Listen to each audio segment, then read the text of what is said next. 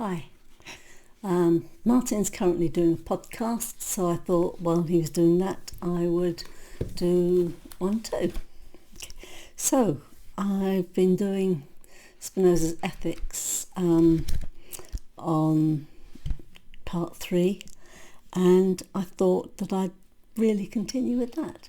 I started with the part 3, the where are we?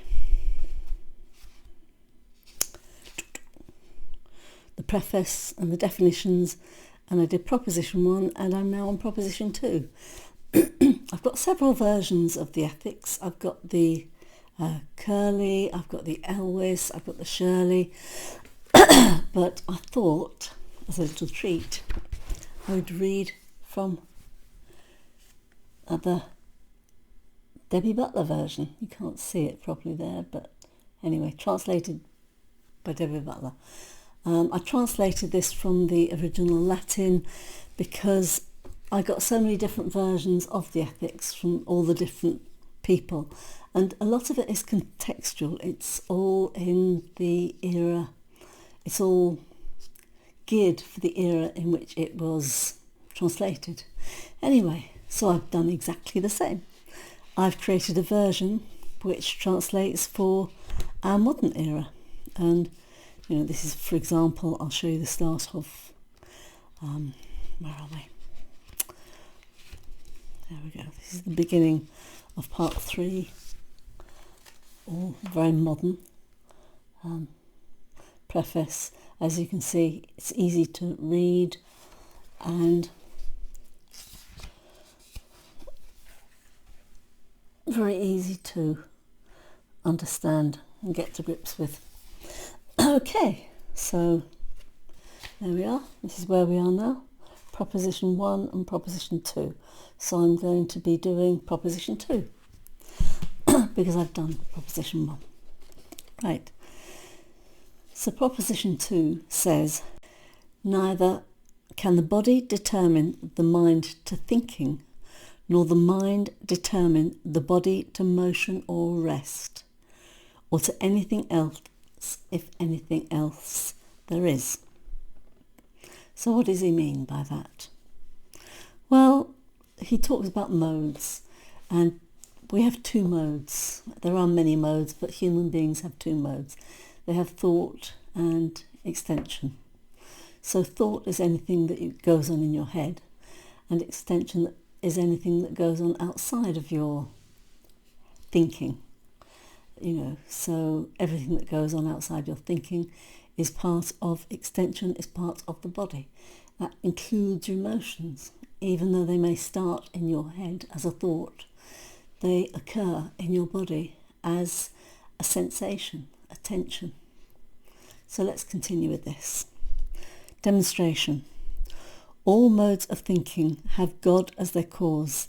Now remember that God is nature, God is the universe, God is everything that is, has been and ever will be. Insofar as he is a thinking thing, and not insofar as he is explained through some other attribute. So what he's saying here is all modes of thinking have God as their cause. Okay, so the mode of thinking is one mode. Insofar as he is a thinking thing, insofar as that is a mode of thinking that is contained with the notion of God, or notion of nature, or notion of the universe, and not insofar as he is explained through some other attribute. Okay, so thought is contained in the mode of thinking. End of story. So he says, therefore, that which determines the mind to think is a mode of thinking, and not of extension. As I discussed before, you have thinking, you have thought, and you have extension. That is not the body. Exactly as I said initially. That was the first point. Next, the motion and rest of the body must arise from another body. So cause and effect. Let me carry on. which itself was also determined to motion or rest by another. So cause and effect, and then cause and effect of cause and effect of cause and effect of cause and effect, and it goes back ad infinitum. It's never ending. Cause and effect has no end to it. We are here because the earth was formed. That is a cause of our being here. It's so obvious and so logical, but it's something that we find so hard to get our heads around. So, then he carries on. And in general, whatever arises in a body must arise from God, insofar as he is affected by some mode of extension. Again, he uses the word mode and extension. We have two modes, thought and extension. We don't have sonar, we don't have radar, we don't have all sorts of things. We have thought, we have extension. So he carries on. I'll read that again.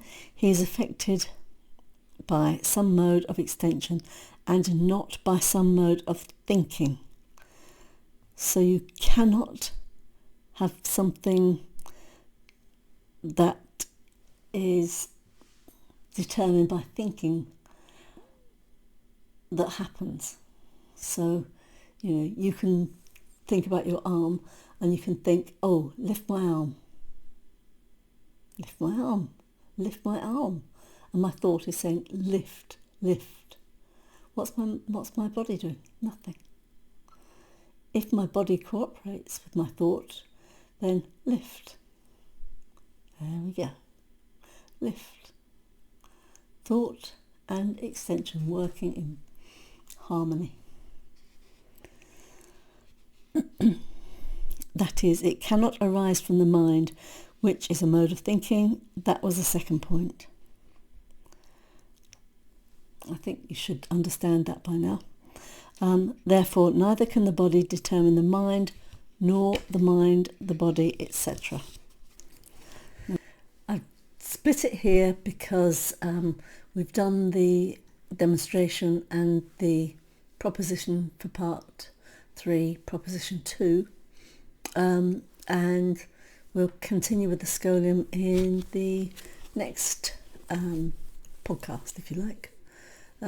Meanwhile, Dee, if you would like to get a copy of my modern translation of Spinoza's Ethics, you can get it on Amazon. I don't think Amazon's being very friendly, so you may need the link. So I'll put the link at the bottom of this video. Anyway, here we go. That's Spinoza's Ethics.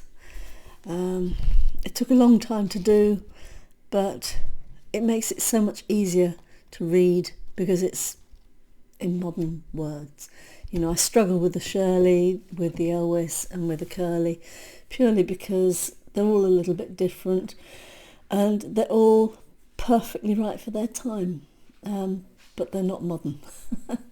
Anyway, what I would say is please join me again for the scholium of Proposition 2, Part 3. Thank you.